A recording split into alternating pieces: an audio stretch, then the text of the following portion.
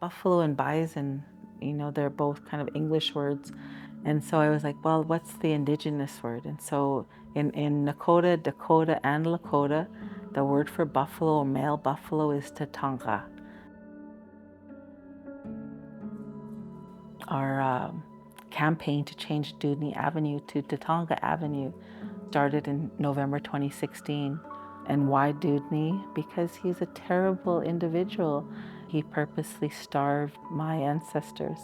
And it was noted and put in reports and memos that to oppress the people, first you need to starve them. And if you starve them, then they'll succumb to submission. And he wrote it with his own hands. In the era of truth and reconciliation, the very least that the city could do is rename Dewdney. My recommendation has been Tatanga Avenue, and specifically a Nakota, Dakota, Lakota word, because we also need to acknowledge this language that is working on rebuilding itself. And so what a great way for the city of Regina to assist in rebuilding that language is name a street that goes through the heart of the city. Buffalo People Arts Institute was co-founded with my husband, Lauren Kakwaitaway, in 2015. It was founded in response to what we saw was a need within the community for people who wanted workshops around traditional Indigenous art. We've actually hosted the Buffalo Entertainment Festival starting in 2017. The springboard for the idea was the conversation around residential school and the discovery of the graves at the Kamloops Indian Residential School. I didn't want to be like saying we're not celebrating Canada Day, but I was like, I'd rather celebrate Buffalo, and to do it as a celebration of our culture, our language, our children, our elders, and to have just a day to honor all of us. Art can influence revolutions.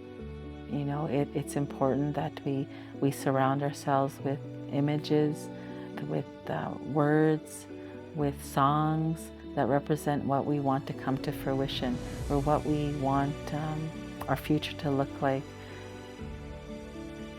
The street mural project is specifically to reimagine how Dewdney can look as Tatanga Avenue by creating these literal images of Tatanga on the street.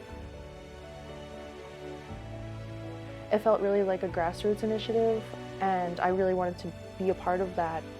With the erasure of the buffalo, just honoring like that spirit is really like essential to me on the Buffalo Day celebration.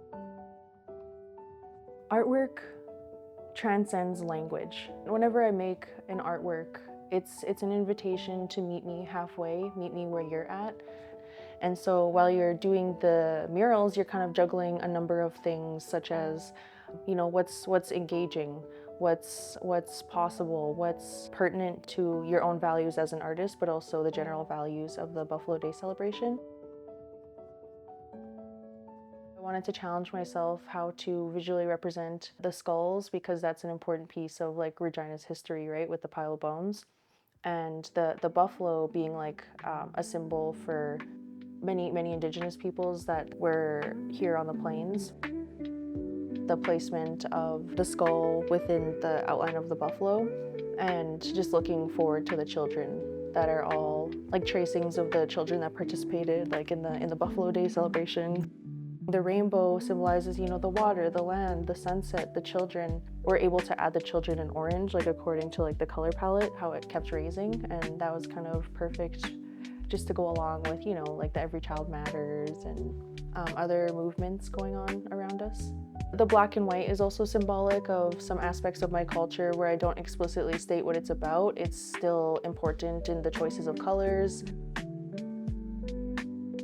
The buffalo is still here, not by the millions like it used to be, but through the people, through their physical existence, through their teachings. I hoped that people would feel just like a connection or curiosity to the design and how I felt making it.